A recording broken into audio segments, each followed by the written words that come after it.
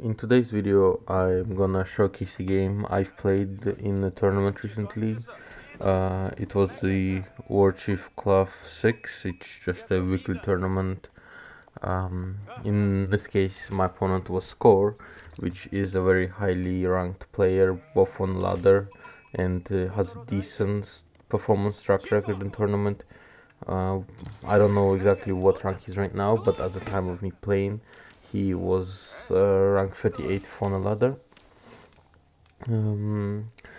This tournament phase has an interesting Civ ban pick setup.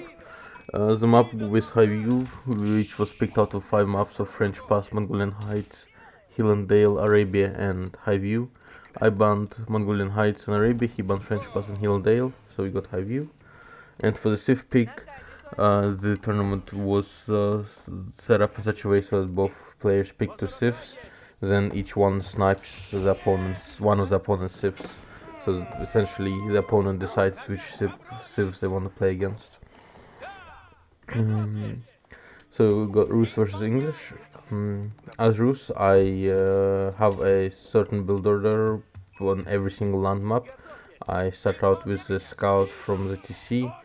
Then I put 5 workers on food, 1 to build the hunting cabin, which I queue up to be a house and a lumber mill. Then my second worker is gonna help finish the hunting cabin, and then house and lumber mill.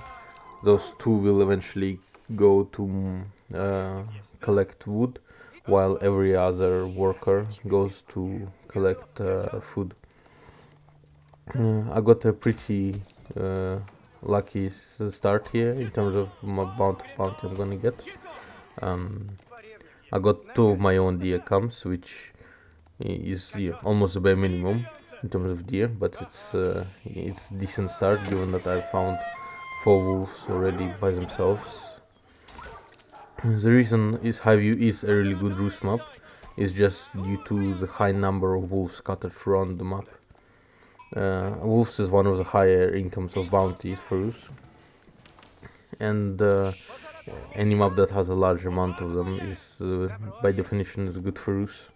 A small tip for collecting wolves is to have your scout run around on attack move. That will allow them to attack on, and it only aggroes on wolves and enemy units, so it's not gonna aggro on deer, sheep, or boars, but it will aggro on wolves. So it will automatically aggro on them, which makes it a lot easier to collect them. The only thing you gotta watch out is that it doesn't aggro on an enemy scout, so you run around chasing scout forever. Obviously, when a scout spots an enemy, it will shout whatever it does in its language. So if you just pay attention to that, it makes it easier to get wolves, and yeah, you don't have to pay attention to them constantly. Now I'm gonna age up. Obviously, the Golden Gate is much preferable to the Kremlin. I don't think there's any scenario where you really want a Kremlin over a Golden Gate.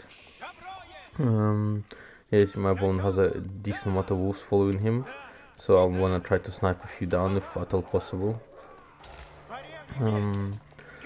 I put some more workers on wood because I wanna go into a lot of archery ranges from here. As far as I'm aware, there are 2 good responses versus English Rush, which is the free archery ranges or a stable plus an archery range. This game I want to go for the stable plus the free archery ranges.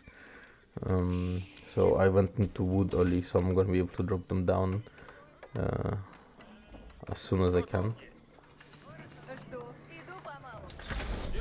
Well, I'm dropping them down next to my base, probably not the best place as they'll get scouted anyways, but it will make it at least a bit harder for my opponent to scout, especially as I drop down more and have some archers out. Now as Rus, you pretty much always want to go for professional scouts as well. he's just such a strong, easy transition, given that you're probably already gonna have multiple scouts out after the Dark Age, and given that Rus's farms are way more expensive. Well, no, the farms aren't, but to build them is way more expensive. So I'm just trying to deny him a little bit of age up time. I end up losing the scout for it, so not the best trade out for me. But since Rus will always, well, pretty much always have a faster age up, given they don't need to collect food, so they automatically have more workers on. Well, they don't need to collect gold, excuse me, so they'll have more workers on food. Now I have my 3 archery ranges down, which outproduces the age, the feudal landmark from the English. That one is equal to 2 archery ranges production, so if I'm able to keep up constant production of archers, it should outmass the English mass. Obviously he can add one himself, but yeah, that's the idea of this build order. I wanna grab his hunts. English doesn't really need hunts, and English pretty much never goes for professional scouts, so there's no need for me to worry about him stealing my camps. So might as well, while I have the map control, or at least my scouts out on the map, I might as well collect his deer. So yeah, the main difference between the archers and the longbowmen is that the archers have a shorter range in comparison to the longbowmen, but they have a faster move speed.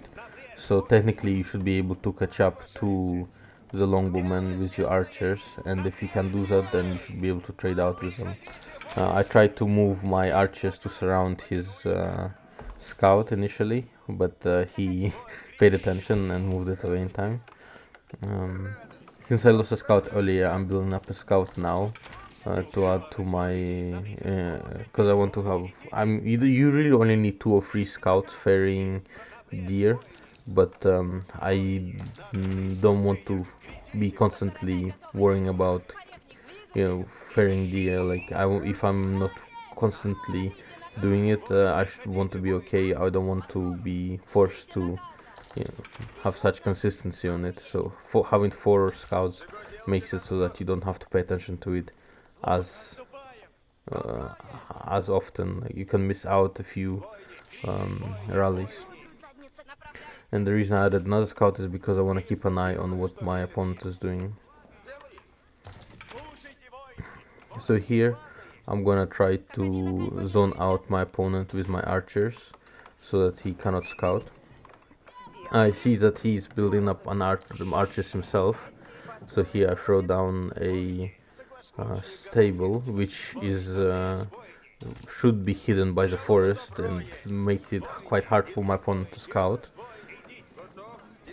And I'm gonna fan out my archers in such a way so that it's gonna make it really hard for my opponent to get close to my base to scout it. This way, my hope is that I will be able to get out knights without my opponent building any spears, because the response is to just have 3 archery ranges producing archers and without any knights. This way I deviate a bit from the build, but so I miss out on a bit of archer production. But that should make up for it if he will not have any spears to counteract my knights. Now I saw him move out with my scout. Yeah, I don't particularly react to that at the moment. I just wanna keep chasing away his scout and build up a small lead of knights. As you know, one knight's not gonna really do much against 25 longbowmen. So now I see his army, he snipes down my scout. And hopefully my hope is that he pushes into me, so I'm able to meet him and my knights to have him chase him down. I wanna delay him seeing my knights as long as possible. The longer I can have that hidden, the bigger mass I'll have and the less he'll have to respond against it. here I begin to chase him. I want to keep my knight safe and don't let him snipe it down. I probably started chasing him a bit early, and as well as what I could have probably done is have him walk around on the left side of that forest, so I would flank his army from behind. And that probably would have been more beneficial to me. And when I try a bit too far forward, I don't lose it, but it's quite low HP. So currently I just have scared him off without actually doing much damage, but that is also okay, as the longer the English goes without doing any damage or making a push of any kind, almost the weaker his army becomes, and it just does not have as much of an impact the longer it goes on without the English doing anything. So while I have revealed my knights without having taken out a lot of his army, first of all, I'm not sure if he even had a barracks to begin with, as he has seen my army far before he hit H2, so he would not have needed to be up just yet. So I already have a decent number of knights, and from here I can still just gamble and rather double down on knights, build more knights, or just completely stop knight production and build more archers. And if I just make the correct gamble, then I'll have more unit counters to him than he would have to me. So I think I'm in a decent position right now, even though it's not. It could have been better if I was to actually catch out his army earlier on. Yeah, so here I just wanted to spot his army, and I'm now able to intercept it. Every single spearman I kill is a huge advantage for me, as he does not have a large portion of spearmen. I just send my knights onto the archers while I clean up the spearmen with my own archers.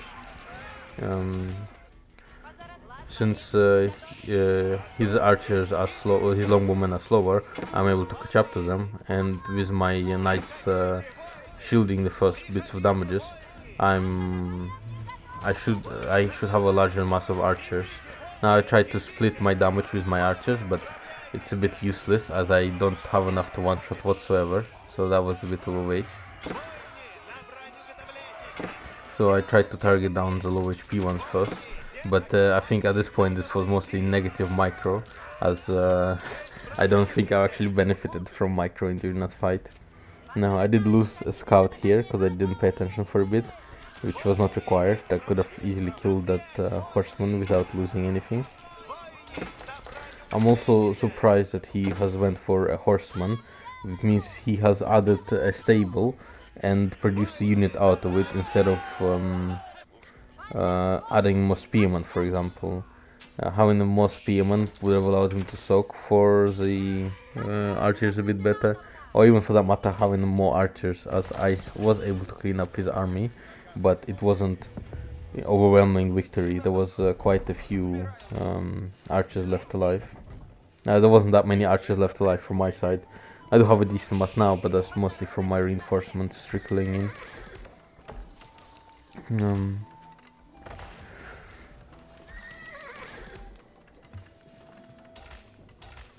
Yeah, now that I'm gonna be going up to H3, I probably have a few too many workers on my age up, but it's fine because I do want to get it as soon as possible.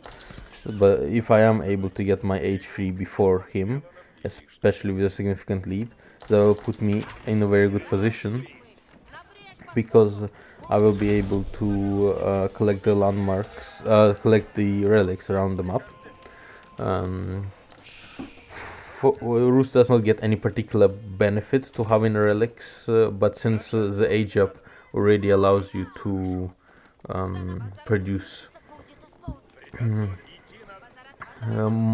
monks, and for Rus is the rider monks, I don't actually know what their specific name is, then it's always beneficial to grab some relics.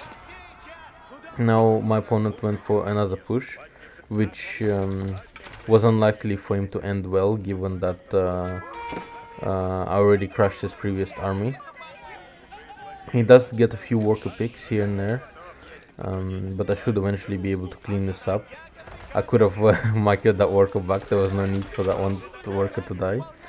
Um, but yeah, I should eventually catch up to him, so he should lose all of this army eventually, just because his movement speed is slower.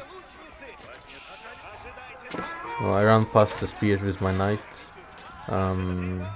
maybe a bit too prematurely, but I managed to pick up all the spears, and those archers will die shortly, and I'm only gonna lose one knight or so to that. Now my opponent hits h3. I don't think I have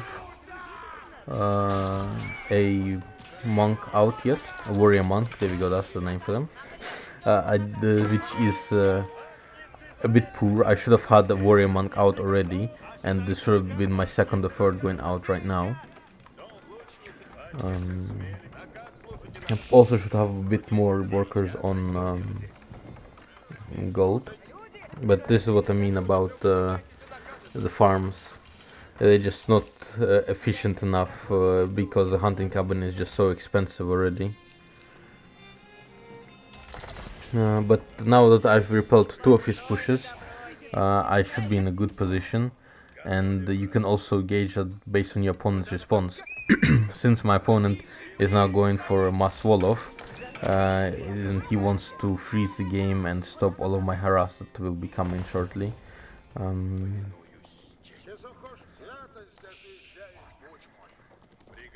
This is partially a good thing for me, since I should be able to get most of my relics uncontested.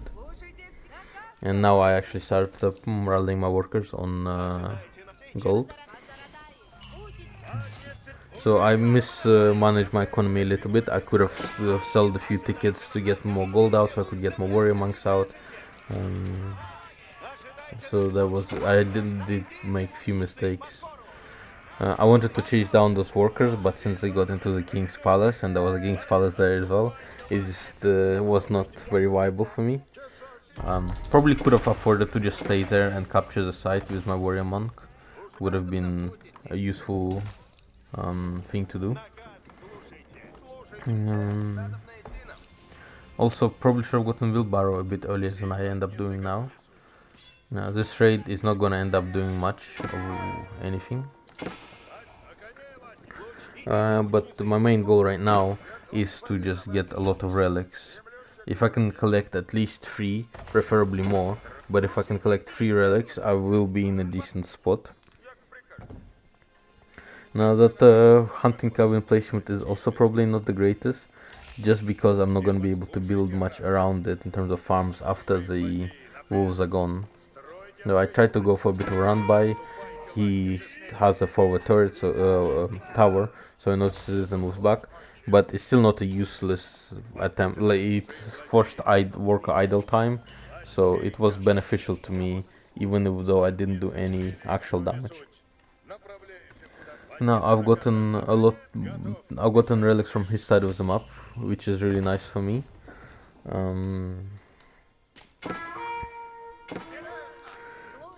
Just trying to put on a bit of pressure, but he already has units out. Just trying to go for a few run bys, just make it look that I want to go for a push at some point, when in reality I think at this point I just want to sit and wait and get to h4 as Rus explodes in terms of the power in h4, especially against English. So my run bys don't go too well. But it does distract him, which allows me to get quite a lot of relics from the map. I already have gotten 3, which is basically the minimum that I want, and now I'm gonna look to see if I can pick up all of the relics. Now at this moment in time I'm in a pretty good position, but it's the game is still far from over, because I haven't dealt any major damage to him, and he has a second CC, so eventually his economy will regrow.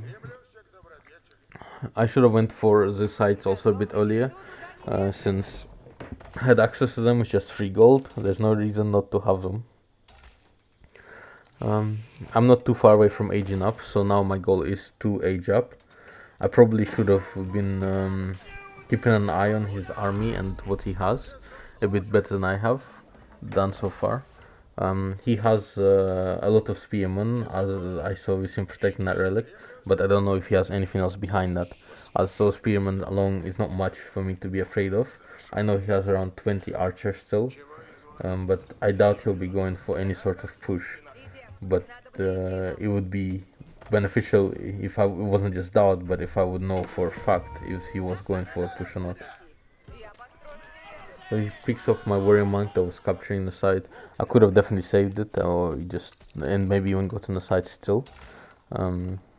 I don't know if I have a bigger standing army than him right now, but if I do get that site, it would be very beneficial for me.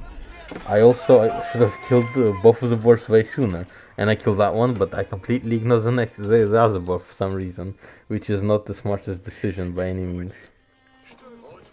So I'm able to get 4 relics, which is really nice, as 3 is already...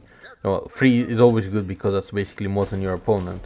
So unless you're playing against HRE, if getting 3 relic means that you have a better passive gold income. Given to that I'm Rus and I have the golden gate plus the 100 incumbents, I will have a really good gold income throughout this game, regardless of how much resources are on the map. I'll be trickling in gold of, I would say, 600, 700 a minute without mining. Here I'm just want to see what I want. I want the archer upgrade because I have quite a decent mass of archers to start off with. But currently I'm quite heavily lacking food. So yeah, I get that now. My opponent isn't H4 yet and he isn't pushing, so he's rather he's content with his position currently. But I'm also content with mine. As Rus Siege just wins the late game. The only thing that kind of really that Rus kind of struggles against the late game is China and Chinese Siege. But English has nothing special with their Siege besides the trebuchet upgrade. Or maybe it has even a Mangonel upgrade as well, but those kill units, so as long as I can kill his Siege, it's not really a problem. And the trebuchets also don't affect siege as well, so both of the English upgrades are not very useful in that regard. So I just want to keep control of the map as much as I can. I want to wall myself off to stop any future run-bys from happening. One of the downsides of Rus in a way is the lack of stone walls, which make it so that any run-by is just very much easier to stop, given that units cannot kill those. While wooden walls can be gotten through quite easily, especially with the recent buff to cavalry damage versus cavalry fire damage. Yes. So currently I have not a lot of resources of any kind. I want to start building up my siege number of, well, I probably should have been throwing down quite a lot more springles than I will end up doing, but in general I just have kind of a blind preference for cannons. But I will start with springles in this game. He has continued walling himself in. So my opponent really wants to draw out this game for now. He hits the H4 now as well. So at this point I feel I'm in a pretty good position.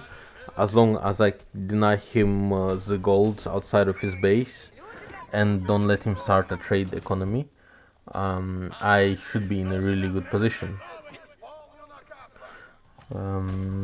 Since I will have way more gold incomes than my opponent will, and if I control even more gold nodes, as he only has 2 within his reach, while I should have 3 on my side. I have 3 on my side within my walls, 1 not far away outside my walls, and 2 outside of his walls. As long as I control those 2 outside of his walls and the bottom left of the minimap, then I should be in a good position to just bleed him out of gold.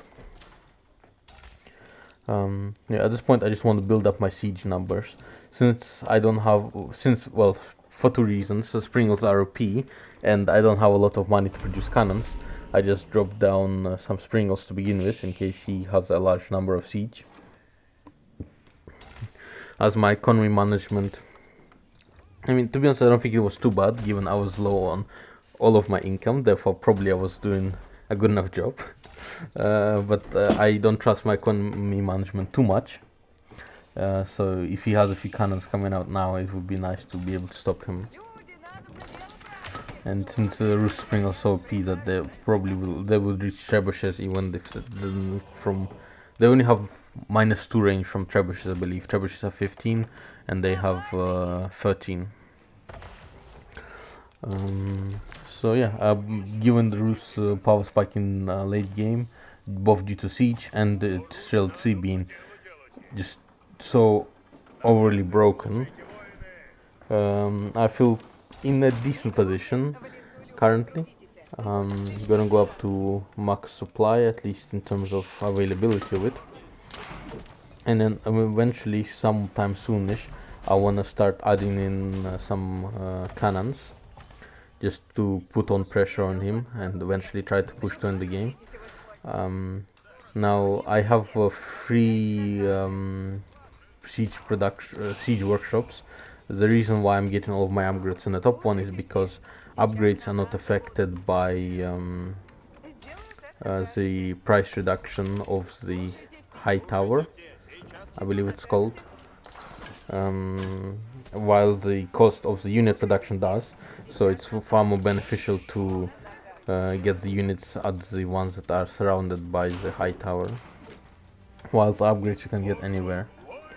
Now, I probably could have positioned my high tower a bit better, so it would encompass that third siege workshop as well. Also, I'm probably doing this a bit too late, but I was really lacking of any sort of food, well, everything actually. But I should be getting those towers out on the map to see if he tries to do any run-bys or anything similar of that nature. So my main first upgrades I want to get is gunpowder still, as you'll see are gunpowder units, and I'm going to be adding cannons. So I do get the gunpowder one initially. I also building up a bit more stone, so I probably could have thrown down keeps in like 2 defensive locations to prevent run-bys. Nothing's going to be happening for a bit, as we are both just building up armies, given that we both hit H4 not too long ago, and these units are extremely expensive, especially gold intensively expensive.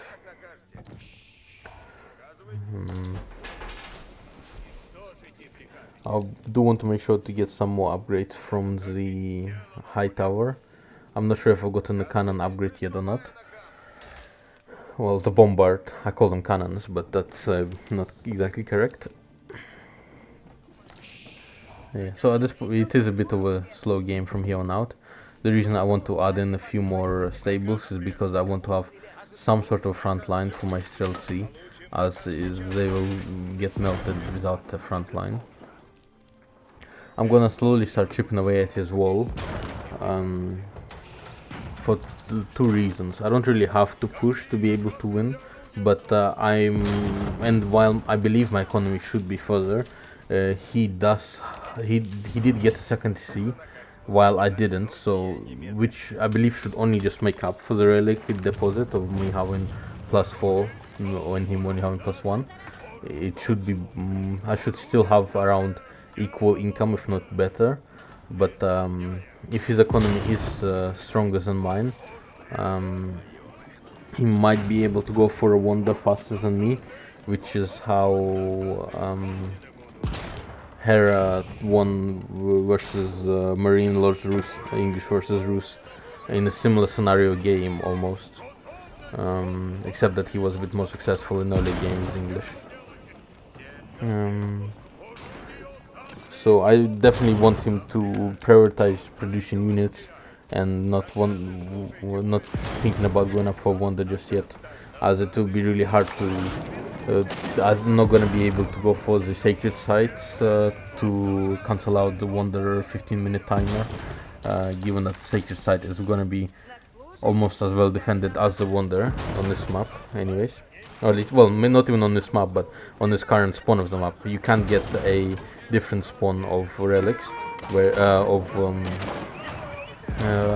sacred sites, so that they are across and equidistant from each player across the middle. I do get some nice shots in with my mangonels.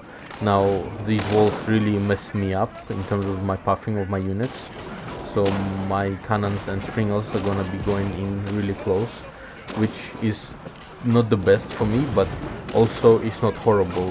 My mangonels are doing a lot of damage, these units are getting absolutely destroyed, while knights themselves don't take too much damage from mangonel shots.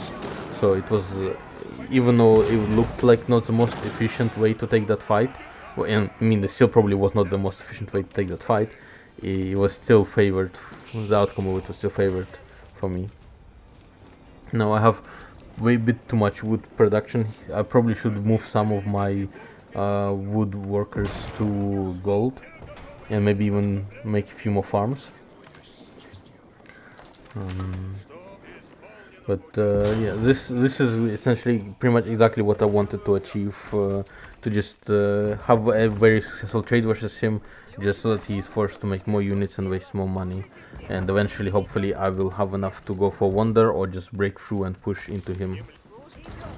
Yeah, I build a defensive castle now for Runbys, which I feel like he could have tried to do a bit more, as I still lack a lot of vision in the top part of the map. Well, I mean, I even lack vision in the bottom part of the map. I should push my towers out further. Yeah, only now am I getting the bombard upgrade, which is a bit late. I should have had it out earlier, and even the mangonel upgrade I probably should have had out earlier as well.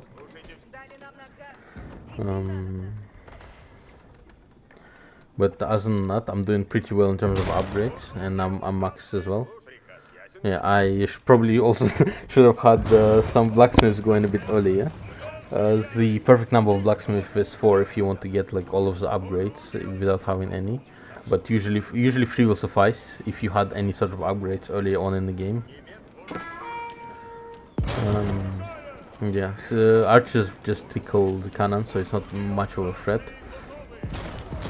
And I want to just slowly start working away at his defenses. I tried to split my units, which goes alright. It wasn't the best splits, but it wasn't horrible for me either. He does not have any cannons, so or any springles. So long as I break down the wall, I should be able to fight him no problem, as long as he has no wall to hide behind with his mangonels, so that they aren't in range of my units. And I'm constantly max supply, so I'm doing pretty well. I feel like I'm in a good position, but since I have quite a lot of respect over my opponent, given he is a quite high ranked player, I am a bit worried about the outcome of the game still, even though I should be in a really good position. Now I am, and unfortunately this blacksmith did not get built, which is unfortunate. I am quite far away from Wonder, and I am struggling to push into him. I don't know when I eventually, I don't remember exactly when I eventually decide that this is now the time to start going for a Wonder, or building up for it. But for now, he's just wasting a few villagers and some resources, so I don't particularly mind that. We've gotten the cannon emplacement, the bombard emplacement from the keep. Also, I'm not sure where his, I mean, I do know where his Berkshire is after the fact, but at the time I had no clue where his Berkshire palace was, and I'm surprised that he didn't place it where that keep is. I think it would have been way better position to be where that keep is right now. Mangonels don't do too much damage to cannons, but yeah, if they're behind the wall, they can whittle them down eventually. And around here I have a pretty good amount of food to start going shortly for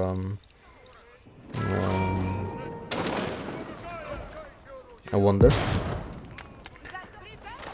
I spent too much time trying to micro my worker to repair my cannon so that I wouldn't get hit by mangonels.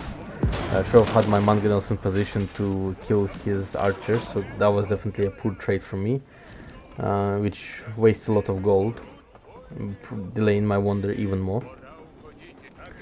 And I still haven't killed the boar, assuming it's still alive, which honestly wouldn't even get me to 500 bounty. But you know, might as well have done that at some point.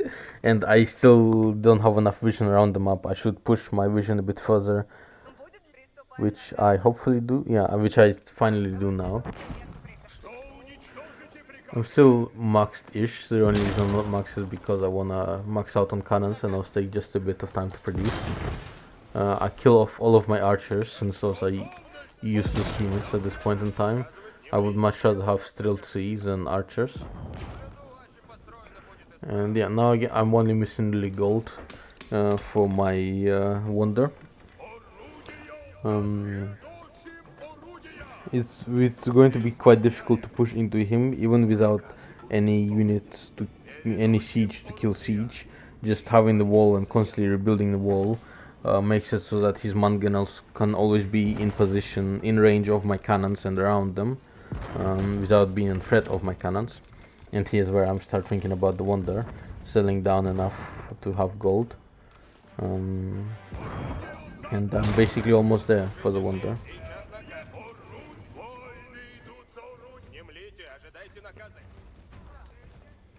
I think I misclicked my workers that I sent to stone to mine wood. The one was right next to the placement of the mining camp. I think I still have tickets, so maybe I could have used those to sell a bit more, but also ticket might be more useful later on, so it might have been a waste. And yes, I'm definitely mining wood instead of stone. But now I can place down my wonder.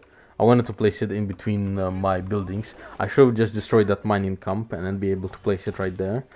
But yeah, in retrospect, that would have definitely been a lot better.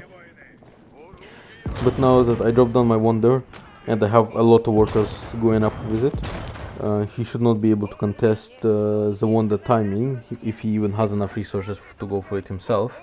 And obviously the site's not much of an option to stop the wonder, as it wasn't for me either. So this puts a timer on to him to push into me instead of having me push into him, which I was struggling to do quite a lot. Well, at least those workers have mined out the tree that was preventing me to click on the mining camp.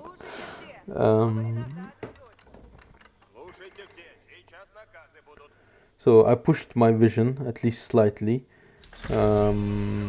on the left side. Still have no vision on the top side, so I'm more or less aware if he's mining gold in the bottom left, except I think he can mine the most bottom left gold, which is actually a large gold deposit as well, without me having vision over it.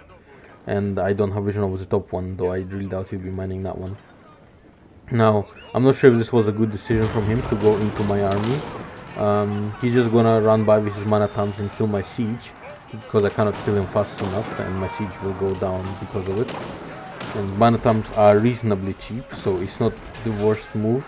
But because I have constant siege production and he did not have much behind this, I don't think it was very useful for him. I think it would have been far more useful to try to do some sort of run by with his units. Now I'm gonna go out for that gold, so hopefully I will also build some stuff around there, like maybe a castle, a few towers to have vision.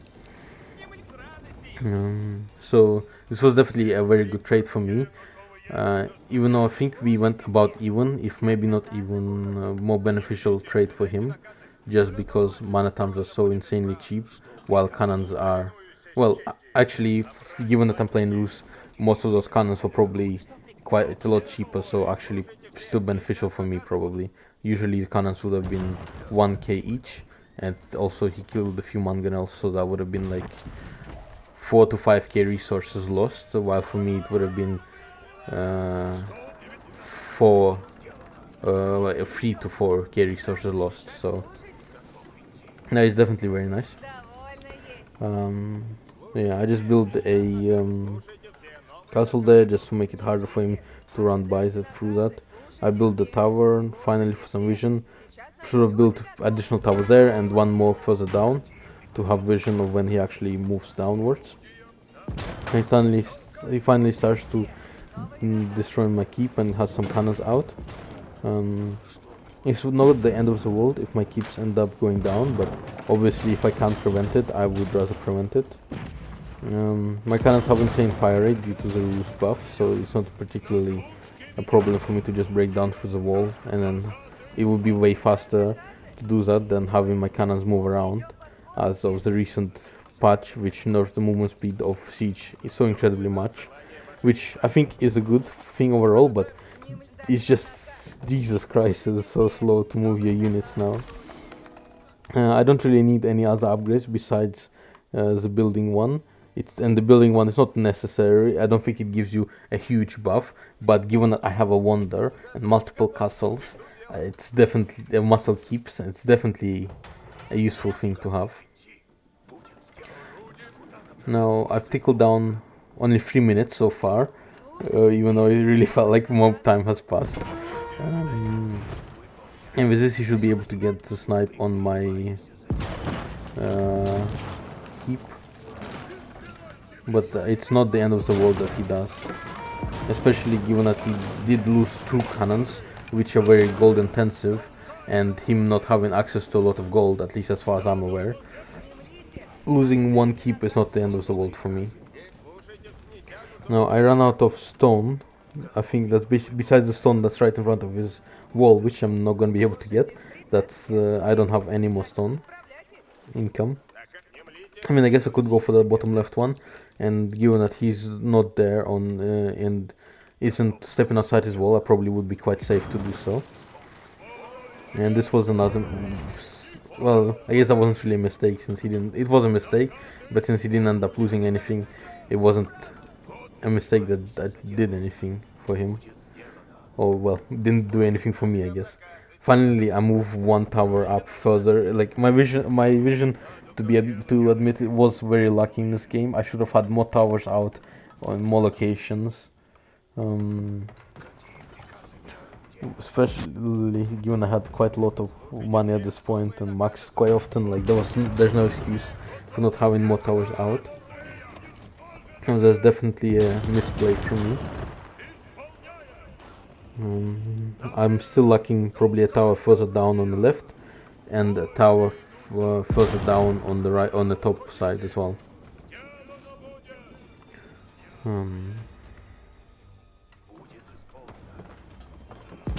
Now there's no reason not to shoot at the stone wall that he keeps rebuilding. I don't really have intent to go through this, but it wastes his resources, so there's no reason not to shoot it. Now that's why I should have had a tower further down in the top part of the map, so I would have seen that move out a lot sooner. I see all of his siege with him. I see at least a few cannons and a lot of mangonels with his entire army, so I'm not too worried about a flank from a different location. I don't think there's going to be any other units coming from the bottom side of the map. I'm gonna split my army a bit, which might not be the best idea, but since cannons have decent range and his siege is gonna be a bit behind, I wanna snipe them from the other side of the tree line while having my units pressure from the keep's location. My knights don't take too much damage from the mangonel fire, so just send them down first. He only has man-at-arms. He has a few cannoneers as well. But Knights is one of the best units in terms of dealing with cannoneers. And now with his siege down, at least all of the mangonels being down, this should be a pretty good fight for me. My stealth siege should be just absolutely melting his army, and my mangonels should be helping me with that as well. He mostly still has archers and a few cannoneermen, and he's just rallying his units into this. I don't want his units getting past the wall, so that's why I sent a few units up top. I don't want to lose my cannons for free, so I moved them a bit further back. Probably should make a few more mangonels, as probably should have put units into that castle as he was running by it. I rally my units towards where some of the units that run by, so that they'll eventually get cleaned up, even though that's not necessary, as they'll get cleaned up now. Seems that I did not kill all of my archers, and there was some archers remaining. Probably should have gotten rid of those a bit sooner. But given that I've killed all of his army now, and everything that's left is just his units rallying in, and given that he's mainly producing man-at-arms, this tells me that he is indeed bleeding gold, which I should know really, except I don't have a total view of his market, so he could still be going with his market economy. Probably would not be able to get to the gold, as a direct path would get into the vision of the tower, so most likely he's not getting the gold on the bottom left. He has a few cannons, so that must be essentially the last of his gold. They're not really a threat to anything. There's no way they can get to the Wanderer before my army intercepts it, and outside of that they're not much of a threat to my units. I believe, I'm not sure what he could have done from this point after he was so far behind. He probably should have been more aggressive about trying to get gold and maybe try to do a few more run-bys, but that's mainly because that's critical weakness of mine.